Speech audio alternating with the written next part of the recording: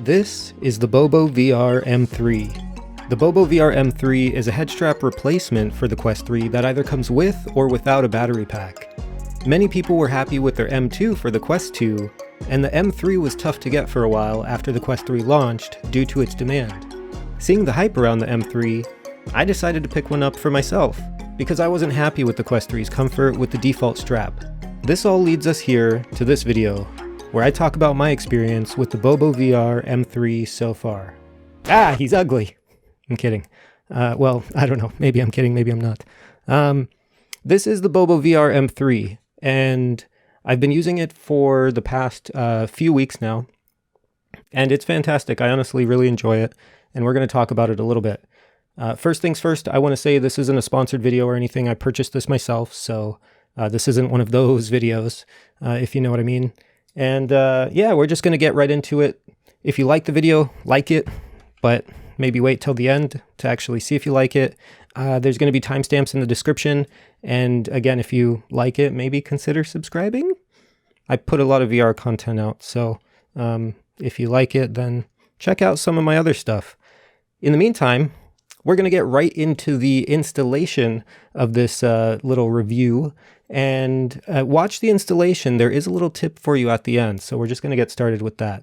All right, so I kind of have everything disassembled here. We're going to put this aside. The battery I took off, obviously, to make it a little bit lighter, easier to work with. And this is basically what you're going to start with, okay? So it's really easy to set up. Now, I did say I had a tip for you in this little section, so I'm going to show you that first, okay? Now, what you have to do with this... it's hard to get off. I don't... okay. Before you put on this, you just basically pull it off. Before you put on this, your cable's going to be looking something like that. It's just going to be out there. What I recommend is doing a single loop like this, making a single loop, and then tucking it right where the loop... I don't know if I could get this in focus. Where the loop is right where that that thing goes in. Here, let me get the right side here. This would be the left side. So you grab the left side so that I could put this piece in here. Like so. Okay. And now your cable is going to be the appropriate length so that when it's plugged in, you'll see at the end, it's nice and tucked instead of the cable being just way out and extended, because this cable is this much longer than it needs to be. So doing that little loop there will nicely tuck it, and it won't have any risk of coming out of here. So it just tidies it up. Okay, so once that's on, everything else can be done and worked with. Try and get the cable out of the way a little bit, and we're going to just slide these on. It's as easy as that. To get these off, you just snap them off. It's really easy. You'll figure it out. You literally just snap them off. It's not a difficult task. And we're just going to line these up and slide these on. So we'll get one slid on a little bit on the other side. We'll do that. I'd recommend pushing it to the front and backing away if you need to. Whoops. Just to make sure it's nicely snug and on there. Now, this is where the cable will plug in, right? So you could do that now if you wanted. Boom.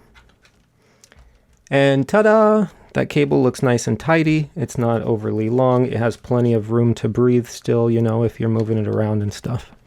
So I recommend that. Now, the hardest part about this, I'm just going to unplug this just in case it snags or something as I'm moving it around. The hardest part about this is getting this little Velcro strap on to here.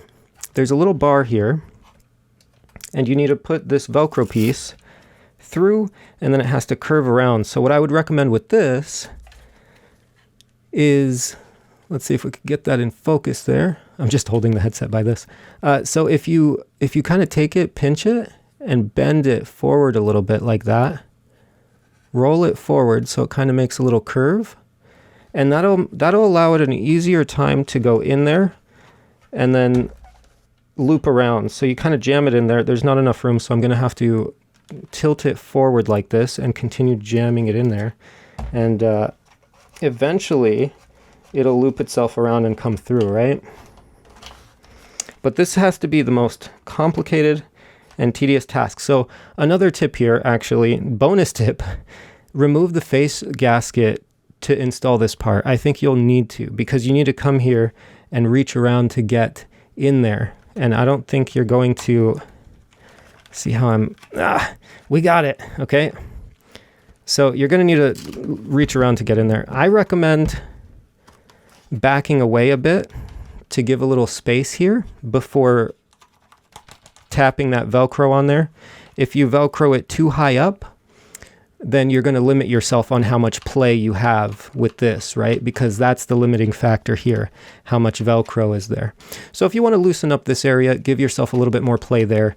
You could do what you can to loosen that Velcro strap a little bit, right? But this is about fine for me. And then, yeah, we'll plug this back in, just, you know, to make sure everything's fine there. And ta-da, it's done. And then adjustments and stuff can be made as needed. You could obviously adjust these here and everything else. These don't adjust here. This doesn't pivot, but this can slide back and forth if you need that. Remember that. And this just does its own thing in the back. It automatically adjusts. And then you have, whoops, that's really loud, isn't it? You have the dial. We're not going to crank that again. I'm probably going to have to edit that. So yeah, we'll get back to the main review. All right, so we're going to get right into the comfort. Right off the bat, I'm going to say this is so much more comfortable than the default strap. Obviously, you guys know my opinion there if you watched the Quest 3 review video that I put out. It hurts. The padding here is removable. There's this one in the back. It's all Velcro. So you could just basically peel it right off and either clean it better or replace it if it starts falling apart in the future. But so far I've had no issues, and I don't see any issues in the near future, so we'll see how it holds up though. Again, in the front you could remove, and on the top there's two little paddings that are removable. It is finicky to adjust when you first get it. It's a little weird. It's kind of hard to explain, but how I have it now, there's no facial gasket. So if you're going to wear it in this format, it's a little different because the face gasket isn't there to support your kind of face structure and the way that it sits on your face. So when it's in this profile anyway, and I'll pop on, I have the face gasket right here, we'll pop on that right after. It rests mainly on the top of your forehead, right? Because there's no face gasket to support you there. And then it rests obviously on the top here. These can become annoying depending on how you have it seated on your head. So yeah, these might be able to be bent out a little bit if you want to maybe, I don't know, get a hot gun on it and kind of slowly bend it out because it's a plastic. I'm sure it could bend out slowly if you are careful and take your time. But they started to annoy me anyway, these little guys up here, depending on how you use it. But like this, it's just fine, and I really enjoy it. So there's really no pressure points outside of these little top guys. The front feels really good on the top of the forehead. It goes pretty high, and the back you could kind of adjust however you like there. It could sit a little bit higher, a little bit lower to cup your head better. I think lower is a little bit better, either in the middle or lower, to really cup your head well and give it a little bit more support. So as I'm wearing it like this, I just want to, while I'm wearing the headset, it's funny because I could see you guys, obviously I'm using the Quest 3, so I have full pass-through, which is really neat. So it does wiggle around a little bit, the headset. I don't know if you noticed that. If I just move my head around, right, you could probably see it moving a little bit. So this is obviously bad for heavy movement games. We're going to take it off now. So we'll see if I have a little mark on my head and what's going on. But that's how it is anyway on the face, kind of Quest Pro style. It works. It's a little bit finicky. So I'm going to really quickly off camera here snap on the gasket. I haven't used the gasket in so long I forgot how to even put it on. Here we go. I don't know how many snaps there were. I think there were 4. That's 1, 2, 3. Who cares? Okay. So now when you have the gasket on, first of all, it looks a lot better, right? I think this is the way most people are going to be using it. If you want more AR, you're going to pop it off, use it Quest Pro style, but I think this way is a little bit more comfy. So before I put it on, we'll see if we could get a shot of that in there. So if you could see, the padding here aligns pretty much spot on with the face gasket there. Again, I don't know if it's in focus. I'm sorry. We're trying. So the face gasket and that top band basically align. And when you wear it, it feels like it's just one solid kind of piece on your face. And with the gasket, of course, it does remove that side peripheral from your, I don't know, from your room, right? You can't see a room anymore with the gasket on. I haven't used the gasket in so long, it's kind of weird to me. So with the gasket, it still wiggles around. You still get that wiggling, but it is a little bit more snug on the face. And if you have one, if you get one, you'll know what I'm talking about. So yeah, if you want to be isolated, you could wear it with the gasket as well, of course. All right, so let's move on really quick. So the weight feels balanced when the battery pack is attached. Of course, you have a bit of a counterweight here. It's not perfect. I think maybe if the battery, to be honest, if this area in the back was a little bit heavier, that you hear it turning on now. It turns on automatically when you take off and remove the battery, which charges it if it's plugged in as well, obviously. So we'll talk about that in a bit. So a little bit more weight in the back would have made it a little bit more balanced, I think. So it is still a little bit front heavy, just a bit, but yeah, it does definitely help with that battery attached in the back. Speaking of the battery, we're going to move on. The battery, we'll talk really quickly and briefly about this. The battery seems to double the usability, the battery life. It seems to double it from what I've noticed. I'm getting, roughly 4 hours out of it about. So happy with that, because I don't know, unless you're passing it around the VR headset and you're sharing it in an environment, I don't see yourself, like a single user, me, I'm not going to use it more than 4 hours at a time. And if I do, I'm going to have a break in between. In that break in between, I could charge my headset, for half an hour, and then I'll have more use out of it. So for me, this is great. It's perfect. Now, the battery, of course, beeps when you pop it on to charge. So we'll do that again. The battery stays on if it's connected. Boom. So it stays on when it's connected, and it'll charge it automatically. So if you want to turn it off, let's say your headset is charged and you don't want the battery to be turned on, and you're like hanging your headset for the day, you're done with it, you double tap the button in the back. So you double tap it, it'll turn off. You saw the lights turn off, and then it'll make a noise. So we'll wait here in a moment. You'll hear a noise kind of beep. There it is, kind of indicating that it turned off. So that's kind of how you would store the battery and hang it up for the night. Now, the cool thing is, let's say you do use it, and we're going to say this here now too, you probably already know, but the battery pack that it comes with, it is not good enough to charge the headset while it's being used. Now, what I mean by this is, if you have the headset and you're using it, it's not going to fully charge your Quest 3. Let's say the battery percentage is at 50%, okay, on your Quest 3, and you have a full battery pack, it's fully charged, you put the battery on, boom. Now, if the headset is off, it'll start charging the headset from 50%, up to 100%, as long as the battery pack is full and can charge it. So that's fine. But if you're using the headset and the headset is at 50% and you put that battery pack on that's at 100% and it starts charging, it's not going to go to 51, 52, 53%. It's not going to go up.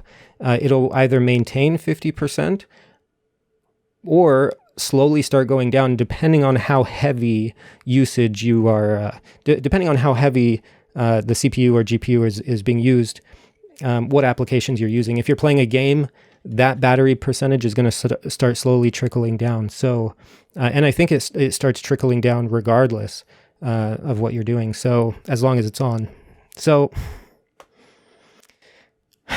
that's unfortunate, right? Is it an issue though? That's the thing we need to consider. No, it's not an issue, because what ends up happening is this battery ends up dying before your Quest dies. So you get the full use of this battery before the Quest dies and depletes. Now, the only issue that that would exist with this, with the battery not charging the headset while it's plugged in, you could plug it into your computer through a link cable and the headset won't charge either. It's going to slowly deplete the battery, but it prolongs the battery from draining. We know this. But anyway, it's a non-issue, as said, so... we're just going to leave it at that, okay? Otherwise, I'll talk about this too long. So I think we talked about everything here. The battery does take up the USB 3 slot here to charge the headset.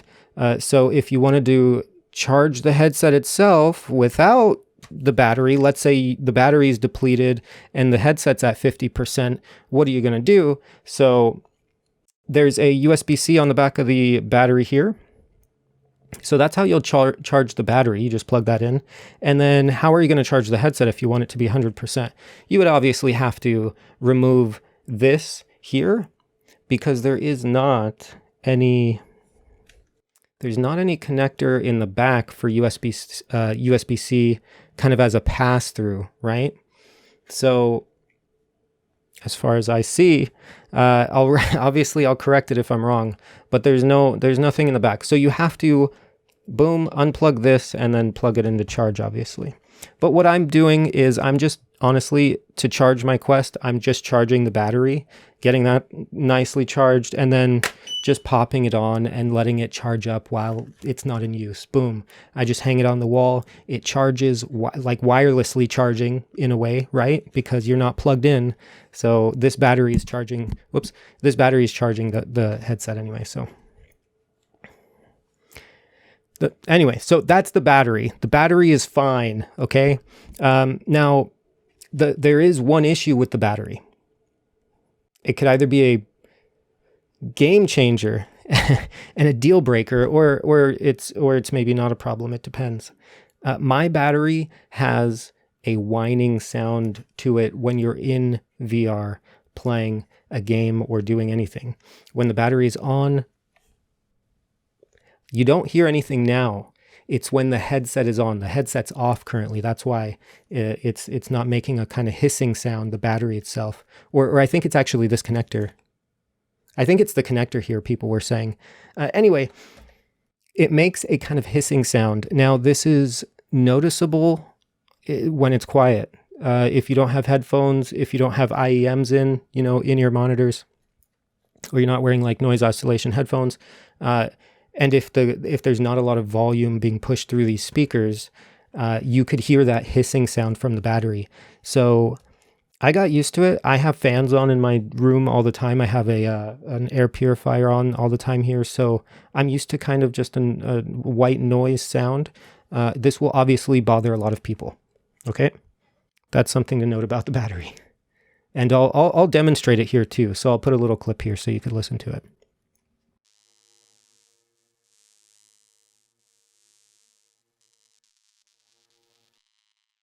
If we move on to the build quality, I think we talked about most things here. So build quality will be the last little area we touch on. The plastics feel very fine. There's nothing to complain about. I don't see them like any pieces snapping off. I've been kind of picking up the headset sometimes by this one piece of plastic here in the front quite often, and it I don't know, maybe it'll snap eventually, but it's probably not going to be a big deal to me because I don't really like these top things anyway. I think maybe it supports enough with this, but I could be wrong. Maybe I'll be sad if it ever breaks, but I'll keep you updated if it ever breaks. So plastics feel fine. I was an adopter of the I wasn't an adopter of the M2, so I can't compare to the old kind of, the Quest 2 version, but this one for the Quest 3, it's fine. And I'm probably positive it's the same kind of materials for the M2. So yeah, that's pretty much it. The last thing we'll note on this side, we have the 3.5 millimeter headphone jack. It's kind of awkwardly exposed now. They could have better designed that to fully cover the side, maybe. You know, something to snap on the side here instead of sliding on like it does. But it's fine. You know, it makes it look a little janky now because this little 3.5 millimeter it's popping out here. But it's kind of like a weird design of the Quest 3 in itself, anyway. So, in conclusion, this is the BOBOVR M3. Now, I bought it for myself. I think I spent good money, okay? This is my own money. The battery noise is kind of an issue, but it depends on the application. I'm just going to turn off the battery here, so we'll hear that little beep again. But the battery noise can be an issue, okay? That's the main thing. Otherwise, if you're looking at comfort, fantastic, 10 out of 10. If you're looking at usability, hygienics, 10 out of 10. It's not like a cloth material like the default gasket that they give you with the Quest 3. It's a nice kind of pleather material which can be easily wiped down and cleaned. So over time, it'll last, and they could be replaced and whatnot. Otherwise, yeah, I don't have much else to say. It's been great for me so far. Comfort-wise, I would probably give it like a 9 out of 10. I think it's really good for what it is. The loss of point would probably be it just wobbling around, so it's not very secure. But that's kind of the design choice that they made. And to be honest, I'm not going to use it with the face gasket. I'm going to use it like this. So for this setup, the BOBOVR M3, I think, is perfect, and it really gets the job done well. So anyway, thanks for hanging out. This is almost 20 minutes now. If you like this video, go ahead and leave a like. It really does help me and the algorithm, obviously. And if you really liked it, consider subscribing. I do videos for VR, so yeah, thanks. All right, guys. Well, this was an awkward goodbye. Let me know if you like the BOBOVR M3 in the comments.